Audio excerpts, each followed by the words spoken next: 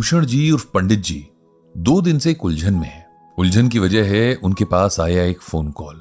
वैसे तो ये कॉल बहुत खुशी की वजह भी बन सकती थी, लेकिन फिलहाल पंडित जी थोड़े से परेशान हैं। उन्हें ये कॉल उनके एक्स बॉस गुप्ता सर ने की थी। गुप्ता सर से पंडित जी के हमेशा अच्छे रिलेशन रहे। इसकी एक वजह तो खुद पंडित जी का अच्छा नेचर और काम के प्रति डेडिकेशन रहा।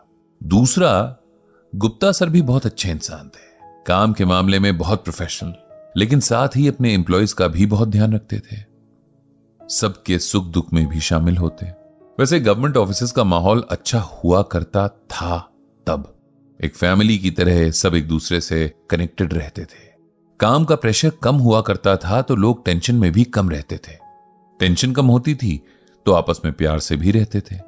आज बहुत दिनों के बाद गुप्ता सर का कॉल आया तो पंडित जी को बहुत खुशी हुई। उन्होंने बताया कि वे पंडित जी के गीता ज्ञान ब्लॉग को बहुत इंटरेस्ट से पढ़ते हैं और इसमें रीडर्स के जो कमेंट्स आते हैं उन्हें भी। साथ ही पंडित जी जिस समझदारी से उनके आंसर्स देते हैं ये भी गुप्ता सर को बहुत पसंद आता है।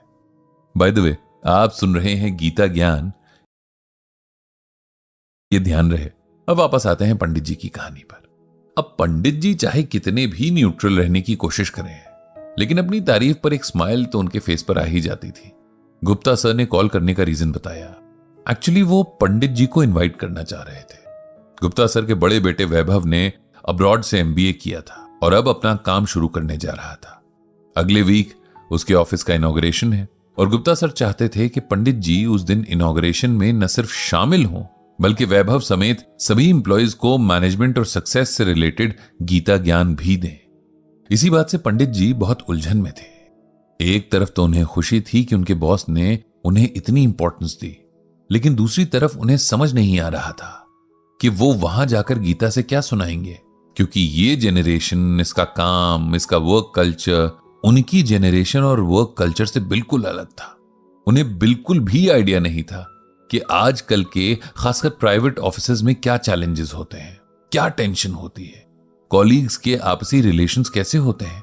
ऐसे में इस यंगर जेनरेशन को गीता ज्ञान देना अपने आप में एक बहुत बड़ा चैलेंज था। पंडित जी को उलझन में देखकर उनकी पत्नी सरला जी ने पूछा, ऐसी क्या बात है जिसने पंडित जी को टेंशन में ला दिया है? पंडित जी ने हंसकर कहा कि टेंशन तो नहीं, लेकिन एक उलझन है। और फिर उन्होंने सरला जी को सारी बातें बता दी। सरला जी को उनकी बात सुनते ही उनकी उलझन का सलूशन भी नजर आ गया। वो हंसते हुए बोली कि आपको 2 दिन से भी ध्यान नहीं आया कि आपके 2 बेटे प्राइवेट सेक्टर में जॉब कर रहे हैं। उनसे अच्छा आपको कौन बता सकता है कि उनकी जॉब्स या ऑफिसेज में किस तरह के इश्यूज होते हैं, और फिर आप आराम से उन पर गीता ज्ञान को अप्लाई करने का मोटिवेशन वैभव और उसके कलीग्स को दे सकते हैं। और उन्हें ही क्या, आप अपने बच्चों को भी ये समझा सकते हैं। वाह सरला, पंडित जी खुश होकर बोले, तुमने तो चुटकी में मेरी उलझन दूर कर दी है। शाम को पंडित जी ने अपने बड़े बेटे राघव से बात की। उसे बहुत खुशी थी कि उसके फादर को यंग जेनरेशन से इंटरैक्ट करने का मौका मिल रहा था। जब पंडित जी ने उससे सवाल किया कि उसकी जेनरेशन को ऑफिस में किस तरह की प्रॉब्लम्स का सामना करना पड़ता है, किस तरह की टेंशन्स रहती हैं, वर्क कल्चर कैसा रहता है, तब राघव ने उन्हें बहुत डिटेल में बताया। पंडित जी हैरान थे कि इतनी कम उम्र में इन बच्चों पर कितना प्रेशर है, कैसे इनका एक एक मिनट टेंशन में बीतता है, खुद को प्रूव करने के लिए कितना टफ कंपटीशन रहता है कि सब एक दूसरे के दुश्मन बन जाते हैं। राघव ने कहा, यह सब तो आज के टाइम का एक बिटर ट्रूथ है जिससे हम भाग नहीं सकते। उससे बात करने के बाद पंडित जी ने अपनी श्रीमद् भागवत गीता खोल दी। वे दिल से चाहते थे कि अगर इनमें से 1-2 बच्चों को भी गीता से कुछ सिखा पाएं, समझा पाएं, तो उन्हें लगेगा कि कुछ किया है। बहुत देर तक गीता ज्ञान में गोते लगाने के बाद आखिर पंडित जी के हाथ कुछ मोती लग ही गए थे। जिस दिन गुप्ता सर के बेटे के ऑफिस का इनॉग्रेशन था, उस दिन सुबह सुबह ही पंडित जी सरला जी के साथ तैयार होकर वहां पहुंच गए थे। उन्हें बहुत खुशी हो रही थी कि मॉडर्न फैसिलिटीज वाले इस ऑफिस की शुरुआत प्रॉपर पूजा पाठ और हवन के साथ हो रही थी। नई सोच के साथ खानदानी संस्कारों का यह जोड़ उन्हें बहुत अच्छा लगा था। जब पूजा पाठ और हवन संपन्न हो गया, तब कॉन्फ्रेंस हॉल में बैठे गुप्ता सर ने बड़ी रिस्पेक्ट के साथ पंडित जी का इंट्रोडक्शन दिया। पंडित जी झिझकते हुए आगे बढ़े और गुप्ता सर के पास पहुंच गए। उन्होंने सर को धन्यवाद कहा और वैभव के साथ सारे स्टाफ को बेस्ट विशेस भी दी। अब पंडित जी ने सबके साथ श्रीमद् भगवद गीता से चुने हुए कुछ मोती बांटना शुरू किया। प्यारे बच्चों, मुझे बहुत खुशी है कि आप लोगों ने अपनी लाइफ के बहुत बड़े स्टेप को आज लिया है। मैं भगवान श्री कृष्ण से प्रार्थना करूंगा कि आप सबको सक्सेस दें। अब मैं आपको भगवान श्री कृष्ण के कुछ वचन सुनाना चाहता हूं और उम्मीद करता हूं कि इससे आपको कुछ हेल्प मिलेगी। पहला श्लोक कुछ इस तरह से है, योगस्थः कुरु कर्माणि संग त्यक्त्वा धनंजय सिद्धये सिद्धयोः समो भूत्वा समत्वम योग उच्यते।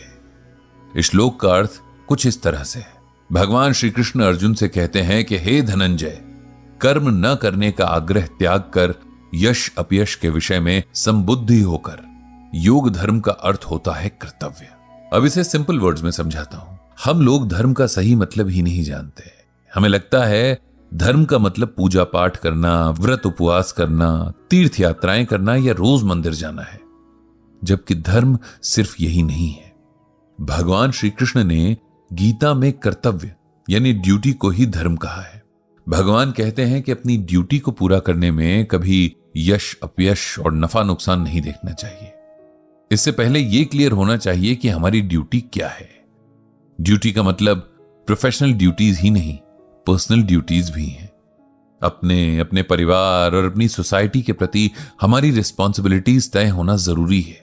जब ये तय होगा तब लाइफ में हमारी प्रायोरिटीज भी सेट होंगी और हर काम के लिए बेटर रिजल्ट्स मिलेंगे और मन भी शांत रहेगा। मन में शांति होगी तो हर काम अच्छा होगा। अपनी ड्यूटीज को पूरा करते हुए कभी नफा नुकसान नहीं देखना है। अगर आपको लगता है कि आप सही हैं, तब अपना काम करते जाना है।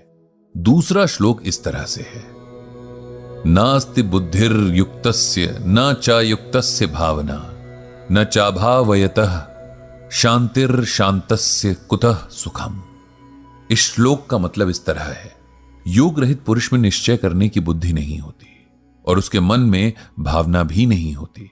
ऐसे भावना रहित पुरुष को शांति नहीं मिलती और जिसे शांति नहीं, उसे सुख कहां से मिलेगा। इसे सिंपल वर्ड्स में ऐसे समझिए कि हम में से हर कोई व्यक्ति अपने लिए सुख चाहता है। इसके लिए हम सारी जिंदगी भटकते रहते हैं, मेहनत करते हैं, एक दूसरे से लड़ते झगड़ते हैं, लेकिन हम भूल जाते हैं कि सुख बाहर नहीं, हमारे अपने मन में है। हम लोग सुख को बाहर ढूंढते हैं और वो कभी भी नहीं मिलता। जिसे कुछ देर के लिए मिले भी तो फिर खो जाता है। सबसे जरूरी बात जो हमें समझनी है वो ये है कि जिसके मन में शांति ना हो, उसे कभी सुख नहीं मिल सकता। इसीलिए सुख पाने के लिए मन पर कंट्रोल होना बहुत जरूरी है। आपके टारगेट्स पूरे होने का सुख, प्रमोशन का सुख, सब टेम्पररी है अगर आपके मन में शांति नहीं है। इसीलिए पहले अपने मन को शांत रखें। अगर ये हो गया तो कुछ भी इम्पॉसिबल नहीं है। इसके बाद पंडित जी ने कुछ और गीता ज्ञान की बातें शेयर की, सुनने वालों के कुछ डाउट्स क्लियर किए और बहुत सारे सवालों के जवाब दिए। ये एक बहुत ही इंटरैक्टिव सेशन था जिसमें पंडित जी ने भी बहुत कुछ सीखा। जल्द फिर आने का प्रॉमिस करके पंडित जी और सरला जी वापस आ गए और इस तरह गीता ज्ञान का ये एपिसोड यहीं खत्म होता है।